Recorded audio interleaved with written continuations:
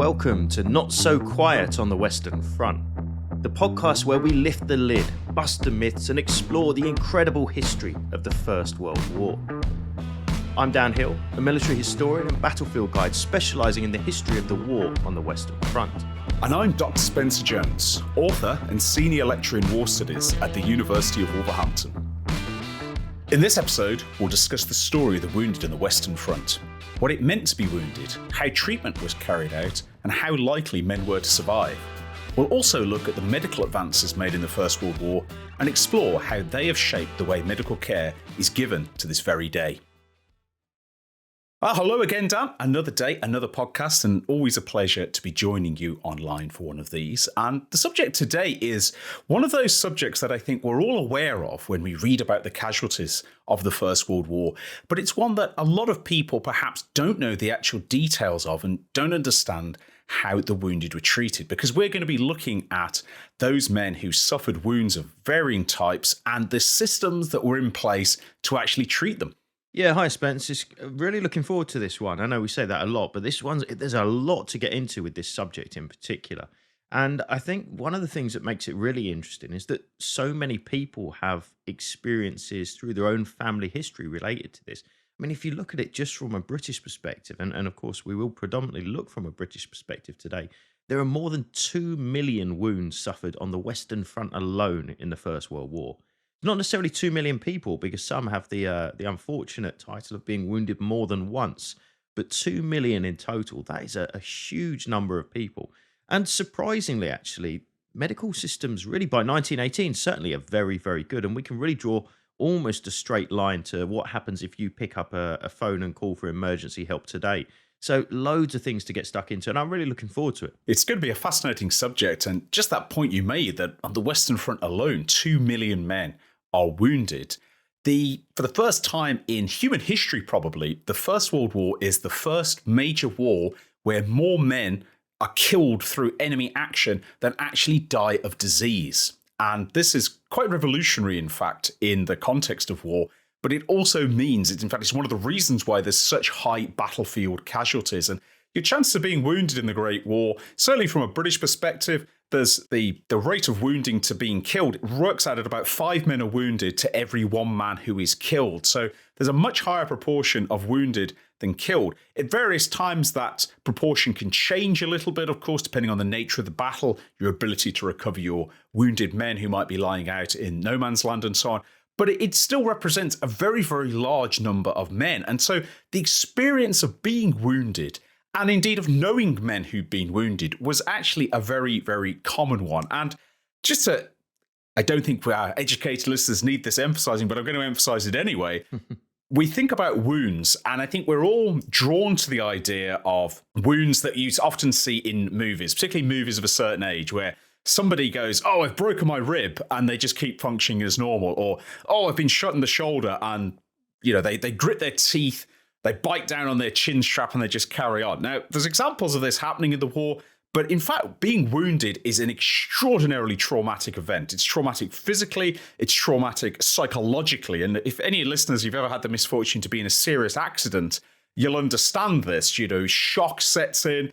The psychological damage of being wounded is very severe. And of course, in 1914 to 18, the actual medical treatment you're going to receive is far, far cruder than the medical treatment you'd receive today. And so in some ways, it's fascinating that your chances of surviving a wound are actually pretty good, certainly in the latter stages of the Great War. Yeah, and there are a lot of other factors that play into this as well. I mean, if you're fortunate enough to be wounded in the very, very early stages of a battle before medical evacuation chains get overwhelmed, or if you're wounded in late 1918 somewhere by shell fire not far from a medical facility, again, you've got a pretty good chance. One of the things you don't want to do is get up to the enemy wire and then take a piece of shrapnel, for example, into the abdomen. That's going to be a very different story. And no doubt we'll get into that as we go through this episode. But whilst we're thinking about that, Spence, maybe it's worth just delving into the different things that can cause wounds in the First World War. And is there anything that we can draw from that in terms of really what's the big killer? What's going to be most likely to wound people in the first place? What do people generally experience? There's actually some really good statistics about this, Dan, and these are comparative statistics that historians have used to try and draw together from British, French, and German sources to work out what is the main source of injury on the Western Front. And it's been broken down quite fascinatingly. So bullets, whether that's rifles or machine guns or snipers, account for about 39% of all wounds. So you're quite likely to get shot. But the biggest wounder is actually artillery. And if you're, of course, hit square by an artillery shell, the chances are you'll be blown apart, you'll be killed instantly. But shells, of course, detonate, and shrapnel, small pieces of metal, fly through the air. They can pierce you, they can seriously injure you. The concussive blast can break bones or fling you into objects and cause injuries. Inhalation from the gas from shells can also cause an injury. And shell and other artillery-related injuries account for 59% of all the wounded in the Great War. So they are by far the largest wounding element.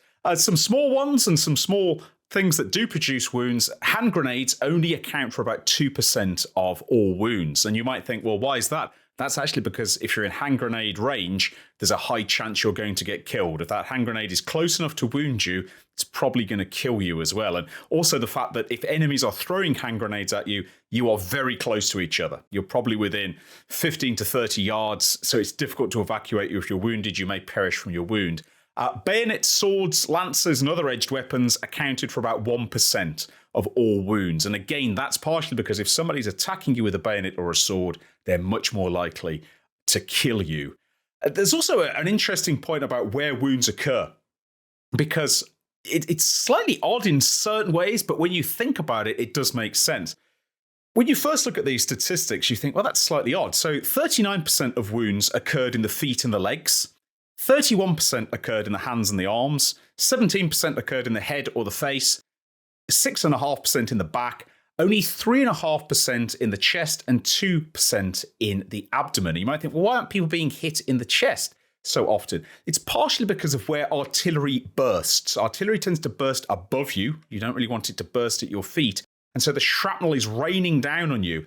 And when that's bursting over you, it's a natural reaction for you to raise your hands and try and protect yourself. And because the shrapnel will hit your hands and arms, which accounts for high rates of wounding there. You might think, why are so many people wounded in the legs? It's because when you're lying down, particularly if you're in shell holes, you're sheltering in shell holes, and shells burst above you, well, you're lying flat on your belly, your back is somewhat protected, often by your pack, but your legs are exposed. And there are a very large number of men who have shell injuries in their legs while they're lying flat. The shell burst above them and the shrapnel plunges in. Equally, German machine guns, and British machine guns for that matter, when facing enemy attacks, the machine guns fire very low. So they skim basically the ground, which results in bullet wounds there. So although it seems odd, well, why are so few people being wounded in the chest and the abdomen? That's one of the reasons. The other reason is that a serious chest or abdominal wound is very likely to kill you, and so you won't be counted as a wounded figure. So quite remarkable. And just to add to this as well, flesh wounds. So flesh wounds, not serious. They've not broken bones. They've not damaged organs. You can effectively be bandaged up and, provided you're not wounded in the legs, be sent out walking again. About 79% of all wounds treated in the Great War are classified as flesh wounds. And now that's still very painful and it can still be very traumatic, but it does give you some idea about the fact that lots and lots of men might be injured, but they might not be seriously injured, which of course leads to some men being wounded multiple times. Yeah, and I was just thinking as you're describing that, Spence, about the idea of survivorship bias, this kind of famous concept that comes about and is perhaps most notable from the Second World War, with statisticians looking at things like the damage sustained to Allied bombers when they return from bombing missions. And it's found that they're peppered all over the fuselage, with the exception of a few areas, the kind of key wing struts and things like that. And the thought is, okay, well, we need to reinforce these areas that have got loads of bullet holes in them. Well, truth is, of course, they didn't. The reason nothing's coming back with damage in the wing struts is because those ones are getting shot down and not coming home at all. I wonder if the same thing applies, as you say, with regards to abdominal wounds. We'll no doubt talk about them, but they are hugely complex and actually by far the biggest killer in the medical evacuation chain as well, because they're not necessarily an immediate killer, but certainly they are going to result in significant numbers of deaths. So lots to discuss. I wonder actually at this stage, maybe quite early on, we just have a look and a run through what's commonly referred to as the medical evacuation chain, which is a really, I think, a good way of understanding the route or the journey that a typical soldier might take at the point of wounding. And there's been some fascinating scholarship on this recently, which has looked at how the medical evacuation chain of the First World War has shaped the process of going to a hospital for a traumatic injury to this very day. And actually, for you guys listening in, I wonder if you can draw your own parallels to this, because if you think very briefly about the process today, which of course is, let's say Spencer falls down and breaks his ankle, the first thing he's going to do is going to be making a phone call, presumably to an ambulance to get himself carted off to the hospital. Once he gets there, he's going to be triaged immediately upon arrival. They're going to say, okay, what's wrong with him? You're going to go and see the nurse. And then if you're a Brit like us, you're going to go and sit in the waiting room for 11 hours. And then eventually you're going to get seen by a GP who is going to then triage you further with a bit more specialism. It's going to send you to a department, likely a fracture clinic or wherever it might be. And you then get put into that kind of specialist chain. Well, the same thing really happens in the First World War, except for picking up a phone and dialing 999 or 911 or whatever it might be. You're simply shouting stretcher bearer in no man's land. So if we start at that point and go through the process, I think it might give a kind of revealing look at the routes that a wounded man would take. So if you can imagine, Spence, plenty of people get wounded in no man's land. It's a bad place to be wounded. But once that system starts, we need to think about how men are going to get off the battlefield in the first place. And of course, stretcher bearers are the very first point of that chain. They are, and even just before stretcher bearers, every active service soldier, certainly in the British Army and the British Empire Army, is issued with an emergency field dressing. There's larger dressings than that available at platoon level, but every soldier's carrying a field dressing. They're basically cotton bandages. They're attached to cotton wool. They've been treated with an antiseptic, so that's a bit painful if you slap them on an open wound, but they are designed to be your first line of this. And rather charmingly, almost naively, given the intense violence of the First World War, every soldier is also issued with a safety pin that they can attach their wound dressing to. But in the first instance, if you're hit, certainly if you've got mates or comrades around, one of them will try and slap a field dressing onto you. And these field dressings, although they're quite crude, they're actually very good at staunching the immediate flow of blood, because that's one of the things that will kill you very quickly, an uncontrolled blood flow, either through loss of blood or you'll go into shock. And shock, of course, can kill as well. So in the first instance, you're hit, you shout, oh, I'm hit. Your mate Bill runs over, slaps on a field dressing. Now, he might have to leave then at that point. He might have to run on. The attack might be going. He might have to leave you behind, which is a psychologically very traumatic thing for a wounded soldier to experience. But then there'll be calls of stretcher bearer. And later on, of course, there's also better signals than this. Rather than just yelling across a deafeningly loud battlefield, there's procedures for gathering the lightly wounded and so on. But if you're a stretcher case, a stretcher bearer, then somebody from your regiment, a stretcher team, will, in theory at least, as soon as the opportunity allows, venture out into no man's land, load you up, and try and transport you back to the trench and there to be treated. But of course, that is difficult. It's difficult with the stretcher bearers. It's dangerous as well, because there's so many bullets and so many shells flying around here that your chance of being hit as a stretcher team are quite high. And also, it's pretty traumatic if you're on the stretcher. These are just canvas and wooden stretchers. You're wounded, you're bouncing around. In fact, some ghastly accounts from early in the war about men who've got serious fractures, especially compound fractures. A compound fracture, for those who might be wondering, is when the bone has actually exited the skin. And being bounced around on a stretcher. Of course, they're running across the churned up no man's land. Pretty desperate. But on the other hand, you take that over just being left out in no man's land. And if the stretcher bearers manage to retrieve you and get you back to the trench, then the next stage of the chain begins. Yeah, and the next person you're going to see is going to be actually a medical professional, so a regimental medical officer, or an RMO as they're sometimes referred to. If you just think back for a second to a standard British battalion, it applies for other battalions as well. In the Great War, about 1,000 men on paper. In reality, more like 600-700 perhaps in a battlefield scenario. They have, if you like, their own embedded GP, a general practitioner, usually a medical professional, and possibly a GP before the war. Their job is to deal with all kind of ailments within that battalion. It might be dealing with trench foot. It might be dealing with any number of illnesses that spring up just from the unsanitary conditions that you find yourselves in. But in action as well, it's also going to act as the first triage point for wounded servicemen. So if you happen to get yourself off a battlefield, whether you're dragged, carried by stretcher, sometimes crawling yourself, bear in mind all of these things are likely to get your wound infected, we should add. You're going to see your RMO, your regimental medical officer, and his job, in effect, is to offer that first bit of triage for men. So he's going to get them, if they've got serious blood loss, he's going to be the guy that's able to bind them up and try and keep them alive. On occasions, they're gonna perform impromptu life-saving amputations on the battlefield, this kind of thing. Very, very rare, but if it really needs to be done, that might be something he'd do. In an ideal world, though, he's going to be looking at the 10, 20, 50, or 100 wounded that are coming in, and he's going to be prioritizing them. And there's a famous, if you like, mantra that's used really throughout the regimental medical teams throughout the Great War, really at every stage as well. And it's in a way tragic in its simplicity. And you can kind of think of it like this: will live, won't live, might live. And this is really the question that is asked at every stage of the chain. Well, will live, okay, that's somebody with a broken forearm, probably screaming their head off in a hell of a lot of pain. They're not in immediate danger of dying. Won't live, well, that's sadly fairly self-explanatory. That's somebody that's got a unsurvivable wound and perhaps is in their last few moments of life. And then the might live. These are the perhaps more important ones, because this is people for whom time is of the essence. And these really become your priority cases. Those guys that aren't going to live, you're not going to use 2 or even 4 stretcher bearers to get these guys away from the battlefield if you know they're not going to survive. Particularly in the heat of a battle like the Battle of the Somme, where your medical chain is almost immediately getting overwhelmed.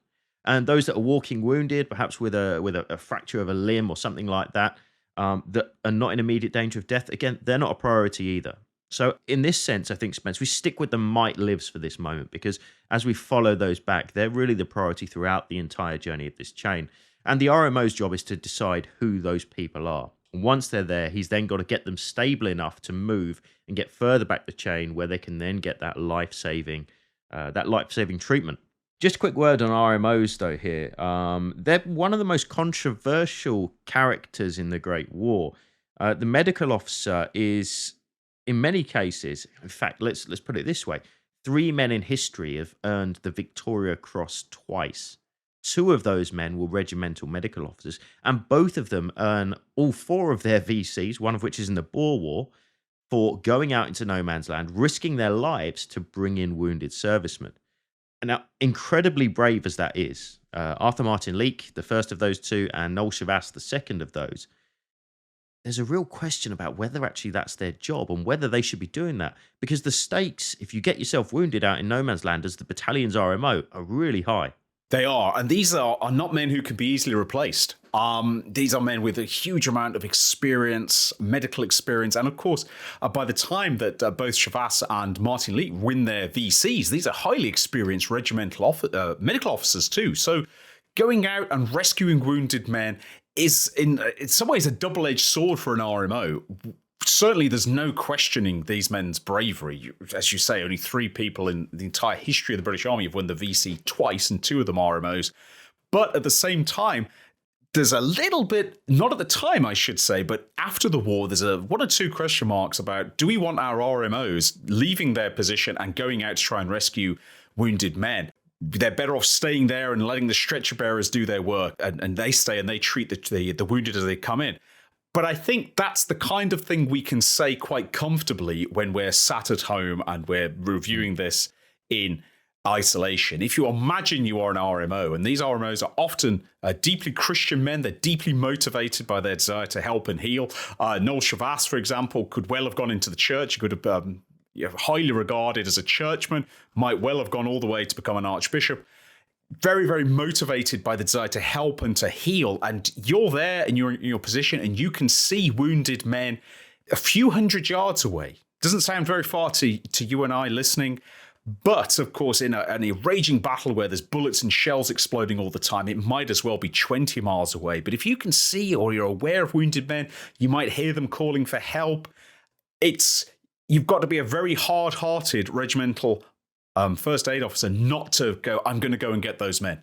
And I don't think we can criticize them for doing it, because if you and I, or indeed any listener, think about yourself in that position, it's easy for you to say, well, I just wait. But if there's people out there screaming for help and you think you can go and render it, I can understand why you go and do it, even if you're risking yourself. But of course, you are risking yourself. You're carrying yourself into an absolute inferno. And the last thing you want is your RMO to be wounded. Yeah, it's the stakes are super high, but these characters, particularly these WVC recipients, Martin Leake himself is fascinating. There's plenty that we can say about his story. Incidentally, these two men probably cross paths, and it's a unique little scenario that takes place in 1917. It's probably the only time in history that two WVC recipients cross paths. And Martin Leake, who is commanding a advanced dressing station up in the Ypres salient, actually treats a mortally wounded Noel Chavas at a place called Brandhook. And they cross paths just for this short moment of time. Martin Leake does have his 2 Victoria Crosses at that point. Noel Chavas has just performed the actions that will win him his second, but he doesn't have it at the time. Although Martin Leake actually treats Chavas. Sadly, Chavas dies a few hours later. It's the only time in history that 4 Victoria Crosses are in the same spot at the same time in 2 people. It's a remarkable incident. But these guys they're made of something else. There's another man. And I wonder if there's a change in the way that the army looks at their honours and awards in 1918. Really, partly potentially to stop or to discourage RMOs from putting themselves under such heavy risk. There's another man by the name of Harold Ackroyd, who's a medical officer, who gets a VC, I think, in 1915 or 1916, and he's killed out in no man's land, treating wounded in 1918, I believe. And as a result of his bravery, he's nominated for the second time for the award of a second Victoria Cross, no less than 17 times. 17 different people put him in for a second Victoria Cross. It's not awarded. And I wonder if it's because RMOs are just so valuable in the front line. The comment you made about the army starts to consider about the amount of medals that it's giving to RMOs is at least partially driven by this fact that they don't want their RMOs going out and constantly being killed. These are highly trained medical professionals who bring a wealth of experience. The man you've just mentioned, Howard Ackroyd, is a very distinguished surgeon in Birmingham before the war, for example. And there is a sort of discouragement to actually do this. And yet, as you say, Dan, these are men who are made of really stern stuff. I mean, the courage to go out under fire, not carrying a weapon yourself. You're going out purely to try and tend the wounded and bring them back, rescue them. You're trying to carry out procedures or simple procedures under fire, often with terribly wounded troops who will be in agony, calling for their mothers and so on.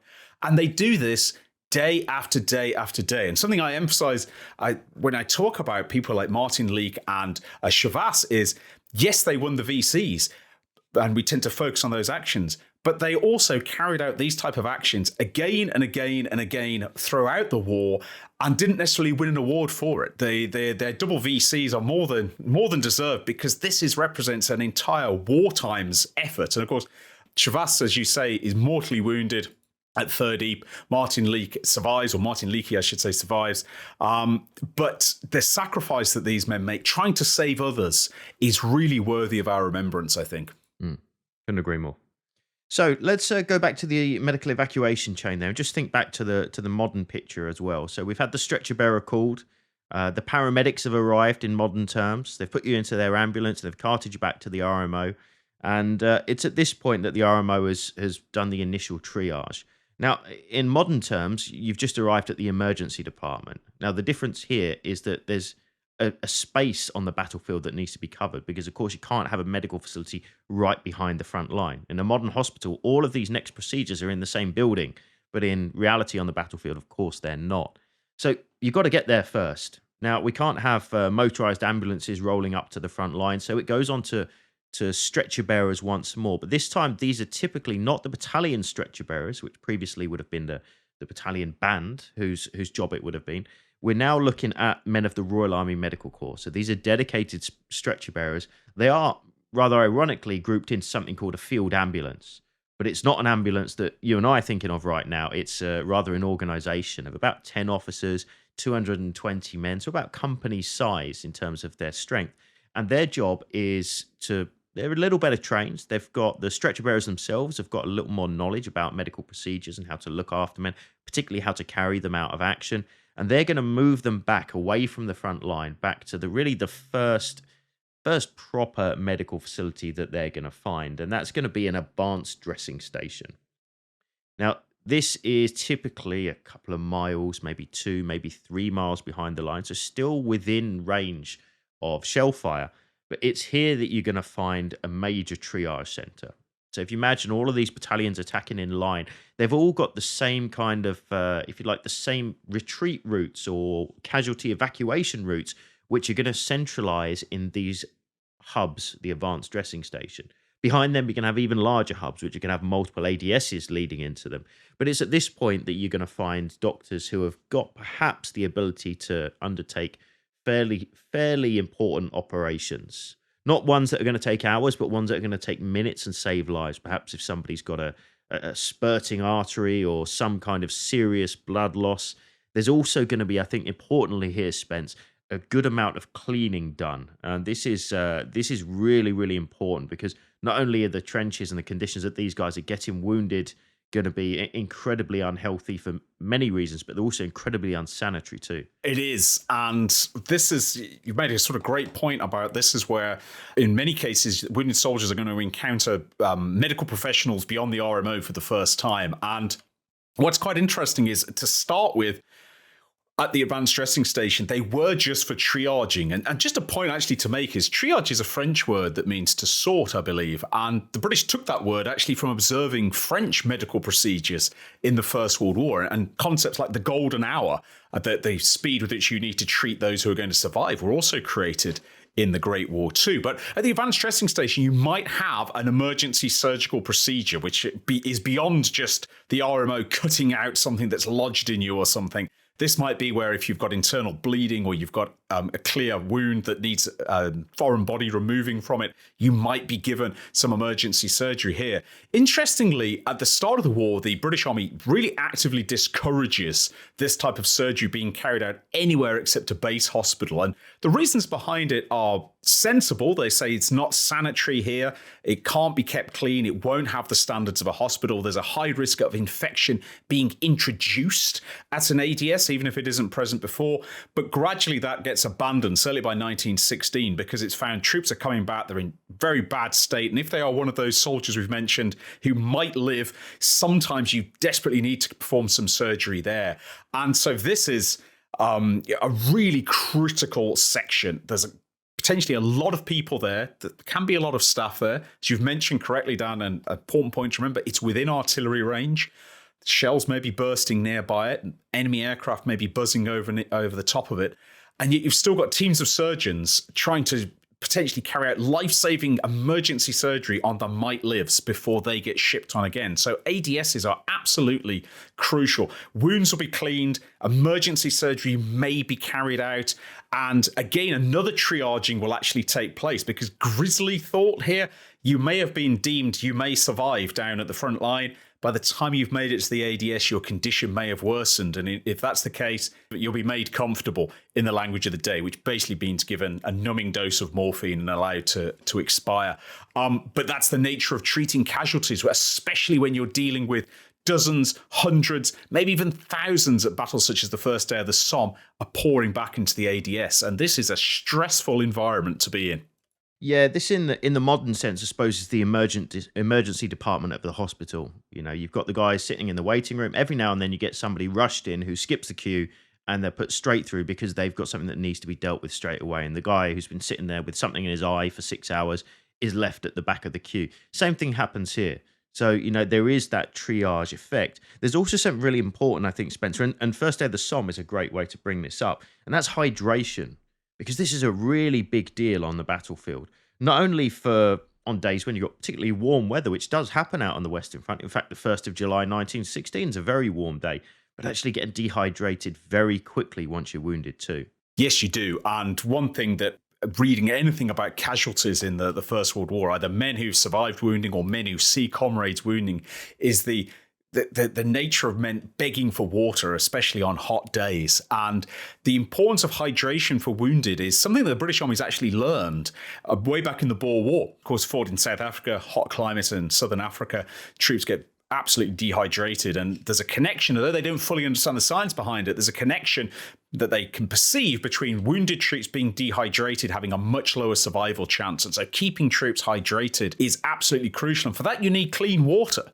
You can't just give them any old water, and this is where they're going to encounter a ready supply of clean water. Now, in some cases, the water supplies actually get overwhelmed on hot days. There's so many casualties coming in, but it's absolutely crucial, and it might be an opportunity for you to get a drink, for you to maybe even, if you can stomach it, if you're not too seriously wounded, have a little bit to eat as well. It's an important stepping stone, but it is also still a place where they are triaging those who, okay, you're probably a walking wounded, you're probably going to be okay.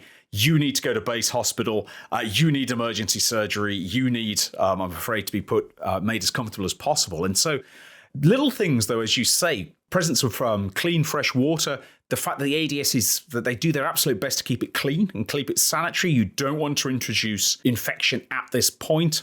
And of course, this constant triaging of men to move them on and so on. It's very efficient, but of course it is vulnerable to being overwhelmed when there's just a flood of casualties suddenly come in. Yeah, you make such a good point about the water supply there, actually, because a lot of the time it dictates the locations where ADS is to be found. Perhaps the most famous advanced dressing station to be found anywhere on the battlefield is going to be Essex Farm, which is a site in the Ypres salient. And it's specifically placed actually where it is because it has a source of running fresh water nearby, not the canal, but a stream slightly behind it. And that is, of course, commanded famously by Lieutenant Colonel John McCrae, who is a medical officer himself, commands the advanced dressing station Essex Farm, and goes on to write the famous poem In Flanders Fields.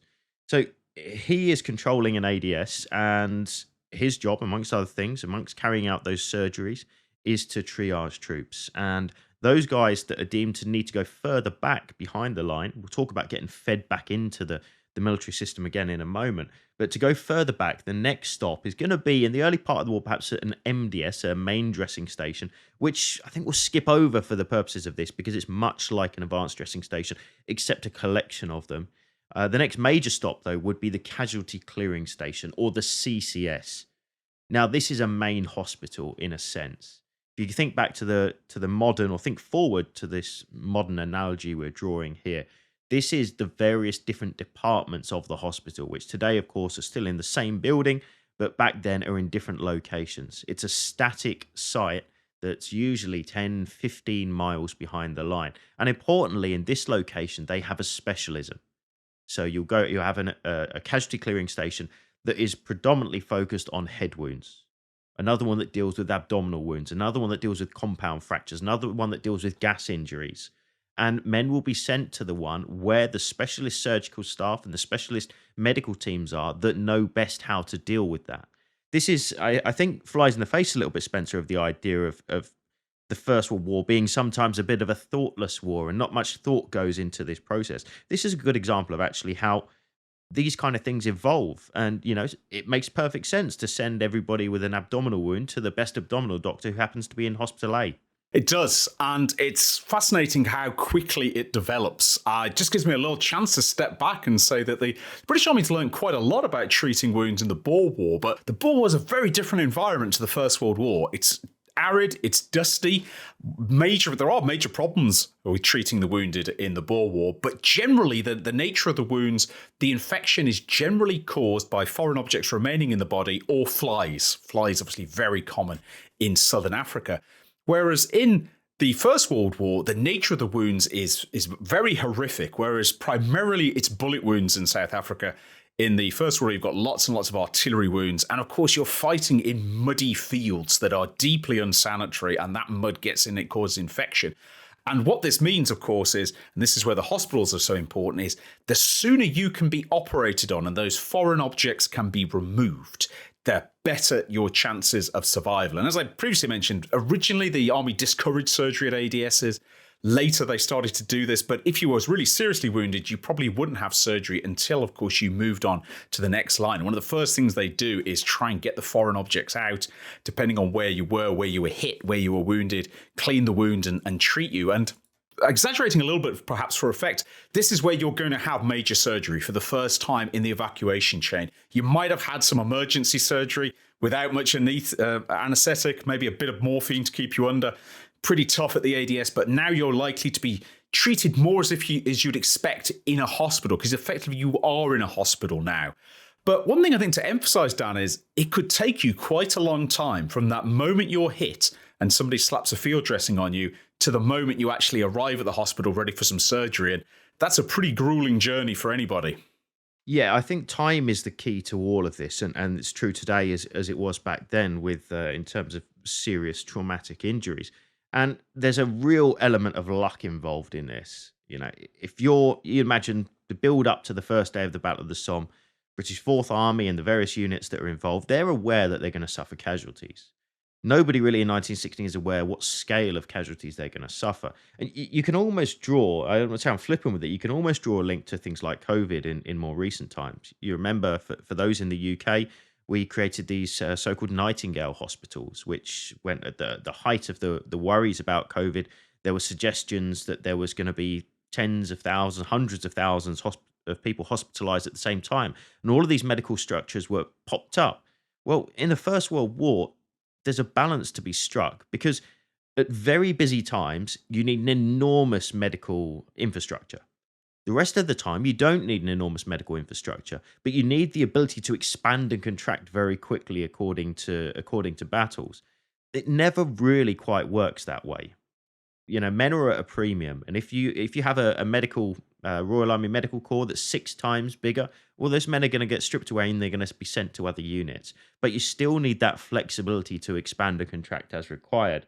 And it's slightly tricky in a sense to judge this kind of thing. Unfortunately, for those guys getting wounded, there's a very real way to judge it.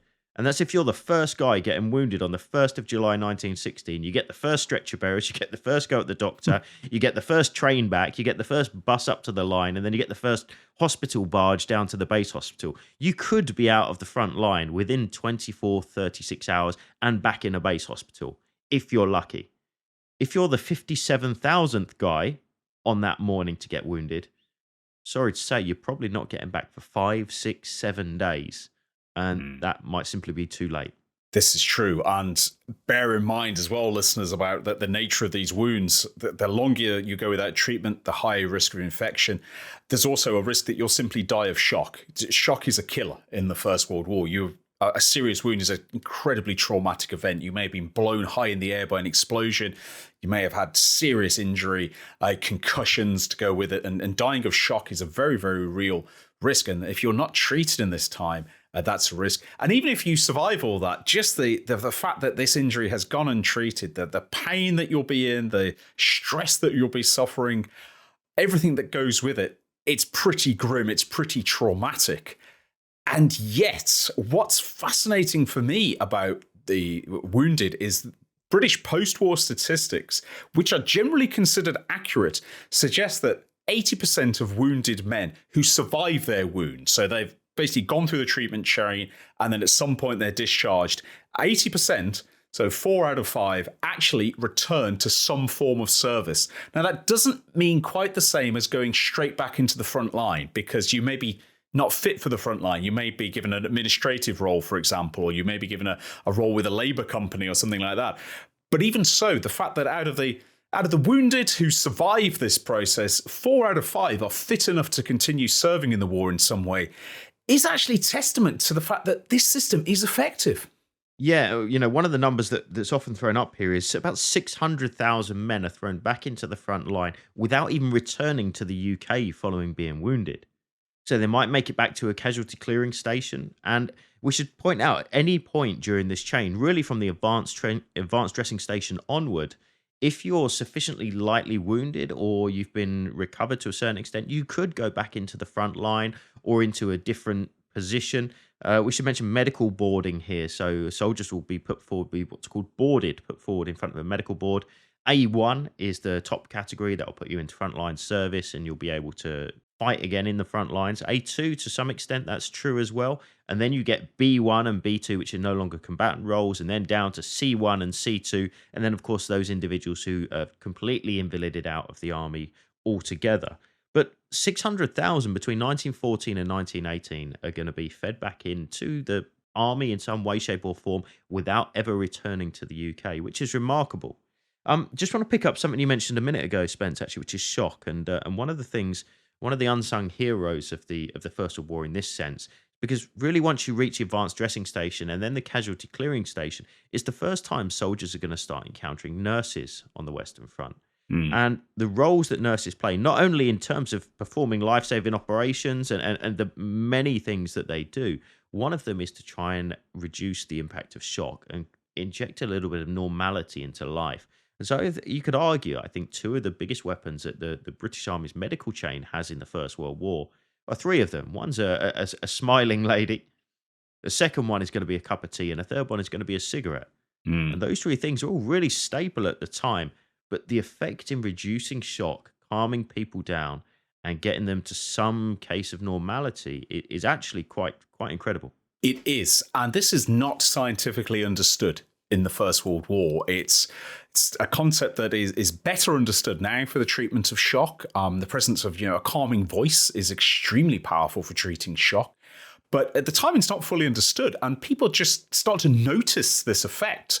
The presence of a calming female presence is absolutely enormous for soldiers who are entering shock. And just a point I'd like to bring out, because it's something that occasionally crops up in our podcast, where we have to remind ourselves this is a different world to our world. It's a century ago. And certainly in Britain, soldiers would actually grow up in very feminized households where, although the men would go out to work, women would actually generally be in charge of household affairs. It would be decorated to their tastes, and they would maintain this. And one thing you read about all the time in the First World War is when soldiers are very badly injured and in shock, they call for their mothers. It's a natural reaction for them to do this. And suddenly actually encountering a calm female presence through the haze of pain and shock that you have, it's incredibly reassuring for a shocked soldier. And the reaction that they have to this is really noticeable. At the time, the British Army analyzes this in the sort of slightly pseudo-scientific way they have and say, well, the presence of a female calm lady is intrinsically, it's what women are good at and have been since the days of Florence Nightingale. They're very, very good at this. They're naturals at it, and they do it in a way that men don't necessarily do so. There may be some truth in this. The research that's been done says, well, many of these nurses and female medical staff had children of their own, or at least grew up in households surrounded by other children, and they have a more intrinsic nurturing approach to these wounded soldiers who might remind them of their brother, of their love at home, or their child. We can play a little around with this, but there's certainly an element of that. And that ability to calm soldiers is one of the most underrated skills, I think, nursing in the First World War actually has. And of course, it's often supplemented with a drink of something and a cigarette. And cigarette, of course, nicotine also has a calming effect. Not very healthy, of course, by today's standards. But if you've just had a really traumatic injury, you're in a lot of pain, you're stunned, you're shocked, a cigarette is probably going to do you a lot more a lot more good than it's going to do you harm in that context. Better to have a hit of nicotine and calm yourself down and avoid death through shock and worry about the long-term consequences later. Yeah, couldn't agree more. Very powerful thing you just said there, actually. And, just a final word on nurses on the front lines, well, behind the front lines in the First World War. They really get to see, to my mind at least, they get to see the absolute worst of the First World War. They're seeing the carnage that's coming in off the battlefield with people who've been, some cases, taken out, wounded in no man's land for 2 or 3 days, crawling with maggots and terribly, terribly wounded. That takes some real guts. And, I think in many cases, the unsung heroes of the war on the Western Front. But, we should also consider how these movements are taking place, because from the ADS back to the CCS, there are a number of different ways that people can get moved. If you're very lucky, you're going to get yourself on a bit of light rail that's nice and smooth, is going to take you back quickly, usually unpowered, but pushed back between that 3 and 12 miles. Sometimes you might get powered railway. You might be on a lorry or a hospital truck. Now, they're much less enjoyable for the wounded. But by the time you really get to the CCS, which is really where you've got this formalized hospital arrangement, the next step back from there is going to be ultimately to a base hospital. So we're talking way back on the coast now. So these are going to be huge hospital establishments. To get there, you've got a couple of different ways that can happen. Mostly it's going to be dedicated hospital or ambulance trains now that are going to have female staff in them. They're going to have a medical team on board, and they're going to be rolling people back towards the coast in huge, huge numbers. The other side of that, and one that's really popular and common to use at that time, and great from the perspective of a wounded serviceman, are barges. So hospital barges. Running somebody along a barge on a river, you've got next to no movement. Nobody's getting rocked about or jolted on the roads. You're not going to be damaging people's injuries. They can go at a fairly sedate pace, and there's quite a lot of space to continue that medical treatment along the way as well. We should say, I mean, it's difficult, Spence, to measure, but most guys really, from leaving the CCS to get into a base hospital, they've generally been wounded perhaps 2 to 5 or 6 days before. So these guys are a long way into a medical journey in a reasonably, if you give it context, reasonably short period of time. Some of them can go much quicker than that. But 2 to 5 days is also long enough for things to start going wrong, which are going to cause death. And of course, infection is such a big one. It really is. And infection is the most dreaded thing you can have. If you survived your wound, getting it infected in the First World War is extremely dangerous. Bear in mind, this is before the invention of antibiotics. So wound treatment, or infection treatment to be more precise, is pretty drastic. It may involve amputation of the infected region if that's possible. And in the First World War, there's actually 2 particular types of infection that become a really serious problem. Gangrene and tetanus. And both of these will kill. They are absolutely deadly forms of infection. Gangrene comes in 2 broad varieties. Dry gangrene, which eventually leads to lockjaw, a disease which is basically a contraction of your facial muscles. You can't move your facial muscles. Can't really do a lot. If you reach that stage, it's almost certainly going to be fatal. And this is dry gangrene's caused when your circulation of blood in a wounded area gets seriously affected by your injury. Basically, you say you've got a very bad injury in your wrist, you might start getting dry gangrene in your hand because your flow of blood is just being so interrupted. And the affected tissue then starts to deteriorate, and eventually it can lead to necrosis. So basically your flesh starts to die. There was no cure for this at the time, and usually it would be treated with amputation because otherwise it would start to spread up your arm. You might get sepsis and it would kill you. The other one, and this was known before the war, but it was extremely common in the First World War, was so-called wet gangrene. And wet gangrene is a slightly different form. It's a fungal disease. And related to a fungal disease, it gets into you through the introduction of contaminated water or mud. And of course, mud in the First World War is ubiquitous. And on top of that, you're fighting in very heavily agricultural areas, especially the British Army. The Somme and Ypres, both very heavy agricultural areas, which means that this place is absolutely filled with fertilizer, basically feces, which attracts a certain type of bacteria. You get that mud into you, the bacteria comes with you, and it starts to infect you. And you can get it infected through any abrasion on your skin. If you've got a mud-caked uniform, this bacteria can get in and start to give you so-called wet gangrene. And this is really, really serious problem. This is almost the classic gangrene. Starts to produce all kinds of appalling effects. It smells very distinctive, so you know you've got it. The surgery for this is basically radical. So you're going to try and cut out that section of the gangrened injury, or even amputate the limb. There's no penicillin, there's no antibiotics to resort to this. And so that's extremely dangerous. And both forms of gangrene crop up frequently. Dry gangrene, as I say, problem with circulation. Wet gangrene, an infected wound. And finally, tetanus as well, which, of course, we now often have vaccines for, especially for traveling to areas where it's common. Drawn from bacteria, especially common in heavily manured soil. And it starts to establish itself in bad wounds, and there's no antidote once it's established. And it's an extremely painful death, I should add as well. About 50% of people in the First World War who get tetanus will die of their wound. In 1914, the British actually introduced a vaccine for tetanus, But even with that, it's not perfect. It contains tetanus admissions. They're much lower. Gradually, the vaccine improves, more and more of it's rolled out, and eventually it basically gets mastered, but it's still a very dangerous thing to have. So all these appalling forms of infection for which we don't have a real solution for in the First World War are all very dangerous. There is one point I'll just make about gangrene, which is quite interesting, especially for our US listeners, and this is that a type of treatment actually gets invented in the First World War by US Army surgeon William Baer. And he notes that fly maggots that get onto gangrene, particularly dry gangrene, actually start to eat the dead flesh and leave healthy flesh behind. And he speculates, and indeed writes about, I think we can sterilize wounds by what we would now call maggot therapy. Not very pleasant, but if it's going to save your life, you take it. And he actually creates that concept now, which is, of course, actually used in modern medicine. But it's used because at the time, there's just no way to treat these infections once they occur. Yeah, brutal experience. And by the time these guys reach the real base hospitals, which are enormous, almost transportation hubs, but with a medical slant to them, this is something that crops up quite regularly. We should say here, though, at this point, if you've made it back, even if you've made it as far back as the casualty clearing station, one of the more famous casualty clearing stations directly behind the Ypres salient is one called Lissenhoek. It's actually the cemetery today is Lissenhoek. The location is known as Remy Sidings at the time. If you make it into that, so make it to a CCS, you've got about a 97% chance of living.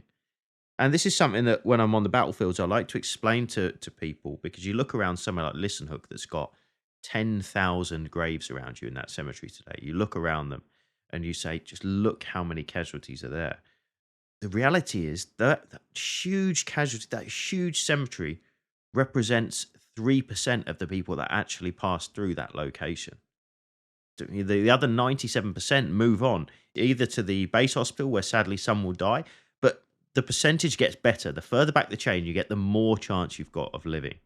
And so I think that's one of the things that's easily overlooked, particularly when you stand, Spence, in a cemetery that's got so many casualties, and you got to immediately think, wow, did anybody survive this? Well, the scale of the Great War is such that it could just be mind-blowing like that. It can, and I do the same thing on the battlefield, where we stand in cemeteries and we talk about this, and that so many of the men who are lying in rest in France and Belgium are killed more or less instantly or die very soon after their wounding. If you're wounded badly enough to be treated, but not badly enough to die or be left aside in the early triaging, your chances of surviving are actually very, very good. You might not survive intact. You might have lost a limb or lost an eye or something like this, or even both eyes. You might be very badly injured, but your chance of actually surviving are high. And that goes back to a point I made right at the head of the podcast, that for the first time in history, more men are killed in battle than actually die of wounds and disease. Because although there is disease on the Western Front, it's not a big killer, at least not until the Spanish flu starts to arrive very, very late in the war, and it becomes more serious. And so it's actually been argued that one of the reasons the war goes on as long as it does on the Western Front is because wounded men are treated, recover, and as I mentioned previously, the British Army thinks about 4 out of 5 wounded men will go back into some form of service. And if you consider the rate of wounded to killed is about 5 wounded for every man killed, you can see that in fact, it means that armies have tremendous endurance because they can keep putting their wounded back into action after a certain amount of time. But to go back to your point about the cemeteries, Dan, it also makes you look around and think, my gosh, if this is the men, think about a cemetery and think, okay, there's all these poor guys in here who've been killed.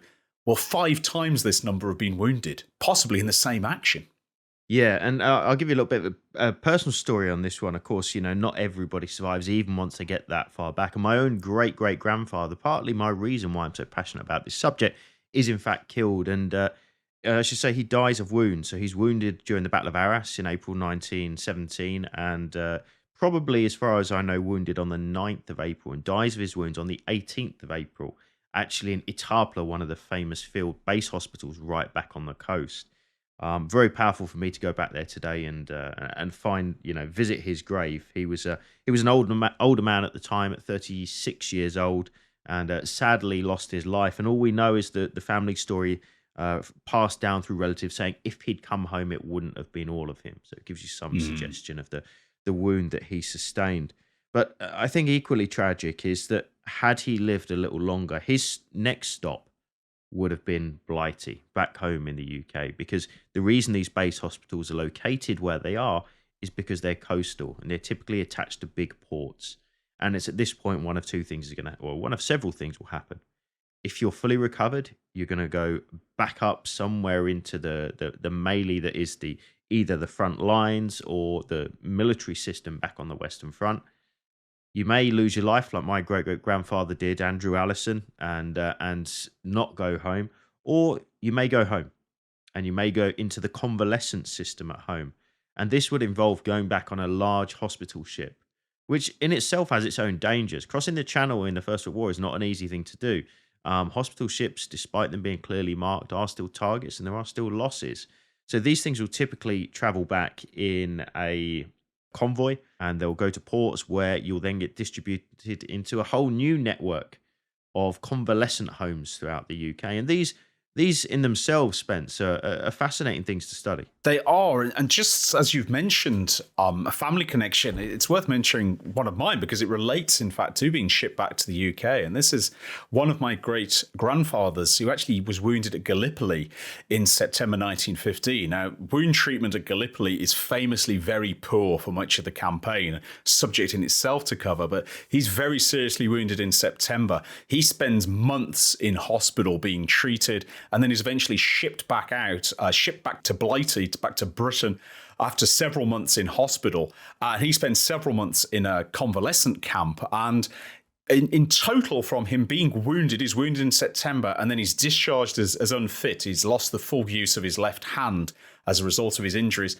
He's discharged in May, but from September to May, he's in a treatment system. He's either in hospital or later he spends several months in convalescent camp getting his fitness back before they deem him he's unable to continue because he basically can't use a gun anymore. He doesn't have access to use of his left hand.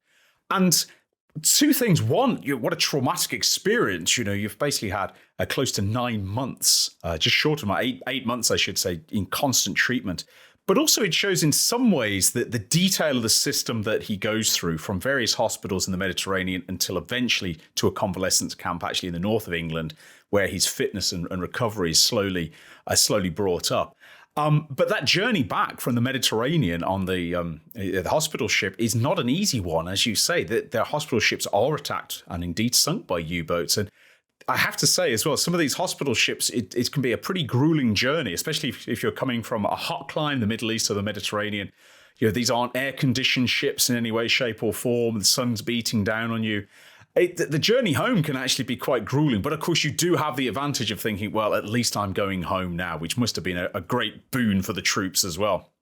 Yeah, especially those guys that are lucky enough to find themselves in one of several really impressive convalescent homes in the UK, because this is something that is actually really quite impressive at home because, of course, we don't have this infrastructure, going back to this idea of Nightingale hospitals that we had in the UK at the time, where big buildings were requisitioned potentially for looking after people with COVID.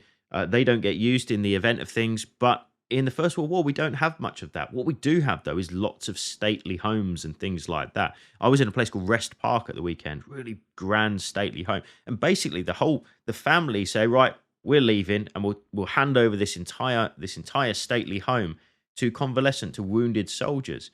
And you find lots and lots of stately homes and old schools and big buildings all get turned into convalescent homes where soldiers famously in their what are known as hospital blues. If you ever see a family photo of somebody with what looks like a kind of a bluish suit on, that's very likely a convalescent home in the UK. And one of several things will go on from there.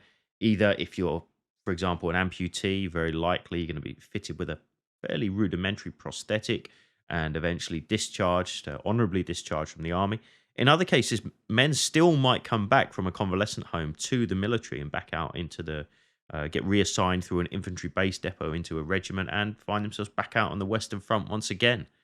It's worth mentioning, Spence, some people in the Great War are going to be wounded many, many times. I'm going to think of, I know he's one of your favourites as well, the famous Adrian Cartondale Wyatt, one of the most unbreakable soldier, I think, of the First World War. I forget how many times he's wounded, but it's something like 7. Yeah, some of these guys are absolute bullet magnets. And Carton de Witt, absolute legendary figure, you're one-eyed, partially dismembered, fights on like an absolute demon, just somebody who's drawn to battle. But for all those who have very prominent injuries like this, there's also hundreds of thousands of men who have had wounds in some way, shape or form. They might be flesh wounds. They might even be wounds that aren't actually registered as such. They've been wounded, perhaps they've gone back, the regimental officer's taken a look at them and just gone, no, you're fit to go. Strap a bandage around your arm or your head, off you go.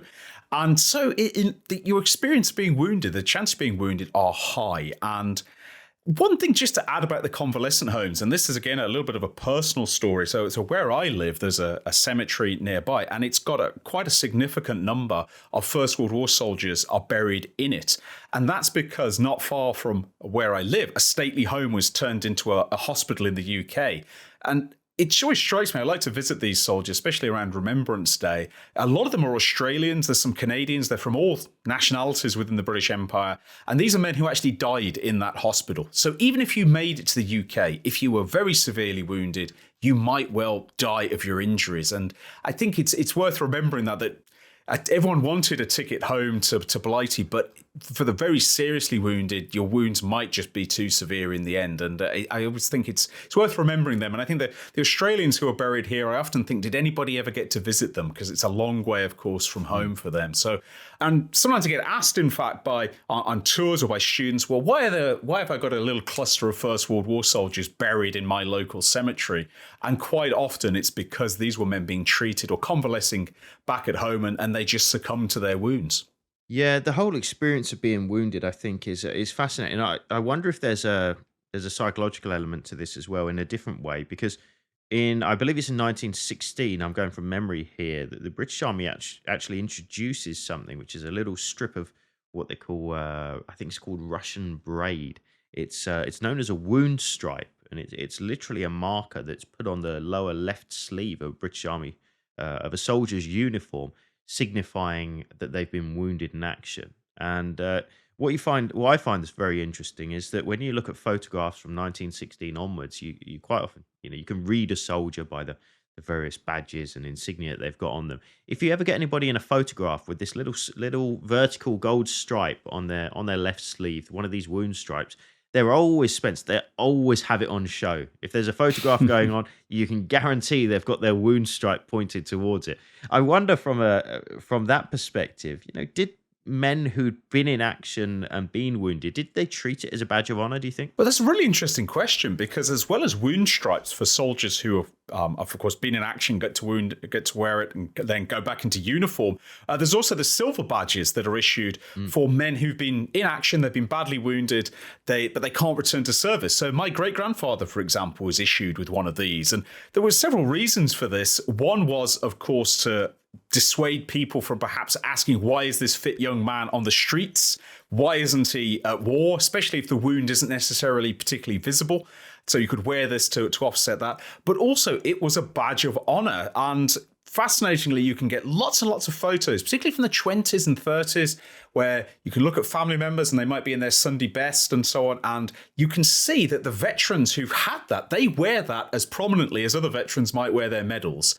And so being wounded and surviving, showing you've been into action and you've gone and you've done your bit, was actually something to be proud of, and would, I dare say, it might be good for a few drinks in the pub afterwards. You could go and trade on that kind of thing. But I think there was also probably a certain amount of, I've gone through this and I've survived. And if you've ever, listeners, if you ever had that kind of thing, you've been in a very serious accident or had a serious illness and you survive, you do come out of this feeling, top of the world in some ways once you've recovered, and think, well, my life's all ahead of me. And I'm sure wounded men, especially if they've been discharged and they're wearing the Silver War badge, must have felt a little bit the same, provided their wounds weren't absolutely crippling or disfiguring, that I've gone out, I've done my bit, I fought bravely.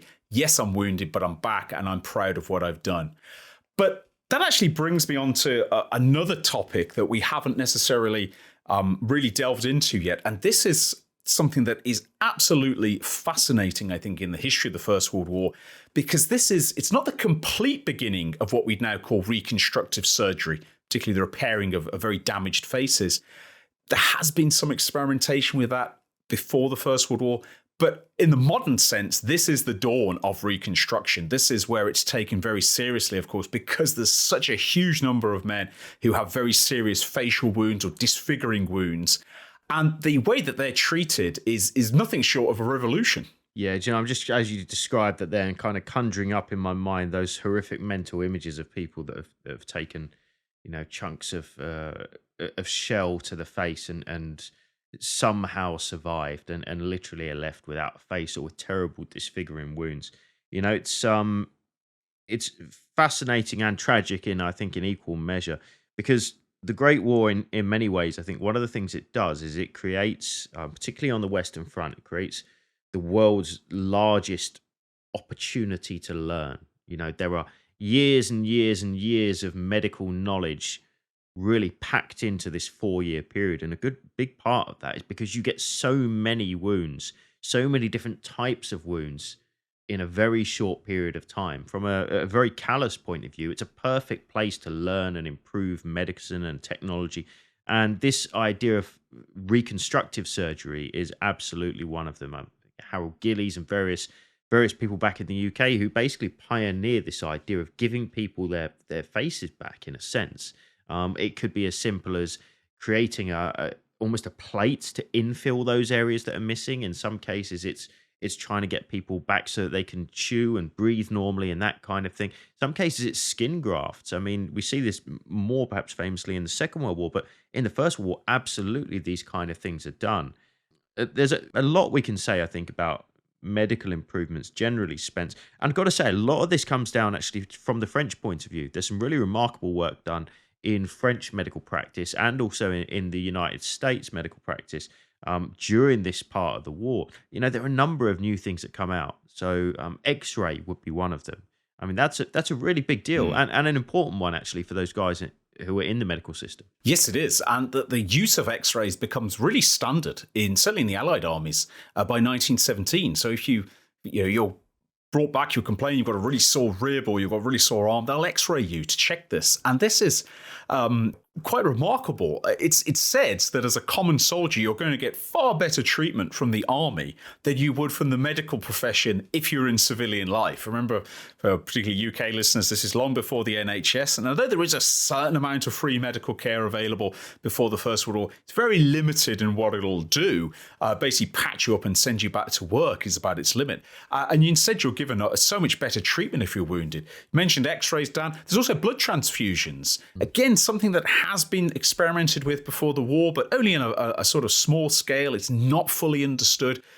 It's not as common as it will be in the Second World War, where it becomes, it obviously can be done much more easily and much more readily. It's better understood. But the very fact that people are taking X-rays, introducing blood transfusions, carrying out absolutely remarkable reconstructive surgeries, carrying out skin grafts, carrying out all kinds of treatments, is amidst the horror and the destruction and the violence of the First World War, the efforts of Allied and also German doctors. German doctors, of course, also have their own medical chains. They're treating their soldiers as best they can. The fact that the medical profession works so incredibly hard to try and save the wounded is quite remarkable. It's almost this stunning contrast between the cruelty and violence of the Western Front and the care and attention and efforts to try and save the wounded behind it. And a book I'd recommend to any listeners who are interested in what we've talked about, facial reconstruction surgery, is a book called The Facemaker by Lindsay Fitzharris. And that's very much about Harold Gillies, who was a real pioneer in repairing actually disfigured soldiers who'd had their faces smashed in the most appalling ways, and he pioneered incredible methods to reconstruct their faces. And it's a really interesting read. So if that's piqued your interest, worth reading. And it's an uplifting read as well, because at the time when you think this is an absolute death sentence for a young man to be permanently disfigured like this, it's incredible the number of young men who were treated by Gillies who went on to lead happy and productive lives and get married, and in many cases have children as well. So it's an uplifting read too. I feel that part of this episode has been a bit downbeat, but the fact that so many men survive their wounds is actually something to be celebrated, I think. Yeah, and I really feel that the legacy of the First World War is really seen today, and it's when you pick up the phone when you have an emergency today. And I don't know if you guys agree. There's some thoughts that this is absolutely, the First World War is the birth of the modern medical evacuation chain or the modern emergency response system. Perhaps some people have said it is. Some people said it's got a different, a different origin, so to speak. I personally, I can see a line from it. I really can, from this idea on the battlefield to what we see today if we have a medical emergency. There's certainly lessons that are learned that we see implemented on a daily basis today. So paramedics, I think, being really high at the top of that list. But as we come to winding up this episode, Spence, of course, I think the one thing when anybody visits the battlefields, particularly, is to look at the guys that didn't survive and the guys that enter the casualty evacuation chain and sadly don't come out of the other end of it. And we're talking about 150,000 men from a British and Empire point of view throughout the Great War. What's really fascinating, though, is that depending if, and this might be true for any of you guys listening who have got a loved one buried out on the battlefield, depending where they are buried, even if you don't know anything specific about their story, you can perhaps extrapolate a little bit on what might have been going on at the time of their death. So depending where you find them and the date and the particular area we're in, there may be some little nuggets that you can draw out of that, Spence, in terms of understanding their own story in the last few hours or days of their lives. It's very powerful as a way you can do this, because quite often if you're doing the research, there's quite often the paperwork that can show you where your relative may have actually traveled and the state that he was in at that point. And I know I've had battlefield tour groups who've come with knowledge of their ancestors who've perished from wounds, and I always think it's a powerful thing. And I know it's sometimes hard to sort of. I remember having a group who found it a little bit hard to sort of get over this, because they were saying, he was so close to surviving, he could have made it to the hospital, perhaps they could have saved him. And let's not forget that although I think we've been generally quite positive about medical treatment in the First World War, because by the standards of the day, it's as good as it possibly can be, that doesn't mean that you're automatically going to survive your wounds. And for those who don't make it, who are considered it's impossible for you to go on at the ADS, for example, that there are hundreds of thousands of these men buried out on the Western Front, and they're every bit casualties as those who were killed in the first by enemy fighters to begin with. So it's powerful to see those men near the base hospitals and so on, and think they never actually made it home, despite all the best efforts of the surgeons, of the nurses, and so on. And it brings home, as so much of the Western Front does, it brings home the incredible human cost of it.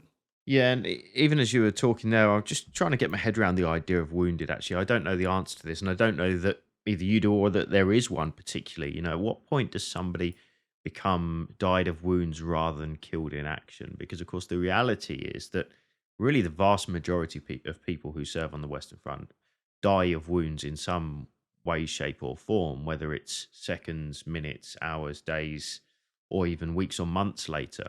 Very few people are drop dead, killed outright, with a bullet through the brain. It's in many cases it's men that have perhaps died on a stretcher relay post or down in the arms of the RMO back in the frontline trench. Do they count in those numbers? I honestly don't know. But the one thing I guess we can guarantee is that for anybody who's got an experience, has a relative who served in the Great War, they certainly would have had some experience, whether it's because of wounds, whether it's because of illness, whatever it might be, with the medical evacuation chain in the First World War. And I think in that sense, probably all of us have got some link that we can draw, regardless of the nation that we hail from. We haven't really discussed the Germans or the French or the Americans in this episode. But in many ways, Spence, the same story rings true regardless of which nation you're from. It does. And you mentioned earlier the efforts of the French to treat casualties and the influence that has on British casualty treatment. It's really pronounced. Of course, the French are dealing with mass casualties much, much sooner than the British are, and have to learn very, very quickly about how they're going to deal with it and bring as much knowledge and expertise to bear with it. As we mentioned previously, the concept of triage is actually drawn from the French, because there's so many casualties pouring in. You have to try and sort them into priority cases. And one thing that the Allies are often quite justly accused of is not sharing information with each other. And that's a consistent problem in the First World War. But in terms of sharing medical information, perhaps because the medical staff, the doctors, see themselves as doctors first and soldiers second, the interaction between Allied medical services and the sharing of knowledge is much, much greater. And British learn a huge amount of material from the French and start to implement it from 1916 onwards. But the absolute efforts that are put in by the medical staff on all sides are really incredible. And I think inevitably in the First World War, we focus on the battles, we focus on the machines, the combat draws our attention. But there's a battle to save lives going on behind the lines on both sides, Allied and German, that ultimately succeeds in that thousands of men, hundreds of thousands of men, possibly even millions of men are saved who might have perished instead. And if there's one sort of positive we can draw from that, it's that the medical staff are able to save so many men who otherwise would have been completely lost.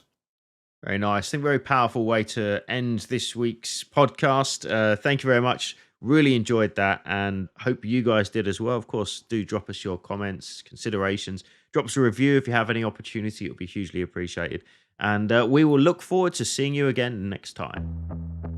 You've been listening to Not So Quiet on the Western Front, a Battle Guide production. If you've enjoyed this podcast, why not check out the Battle Guide YouTube channel, where we regularly release documentaries exploring some of the most famous and extraordinary episodes from throughout military history.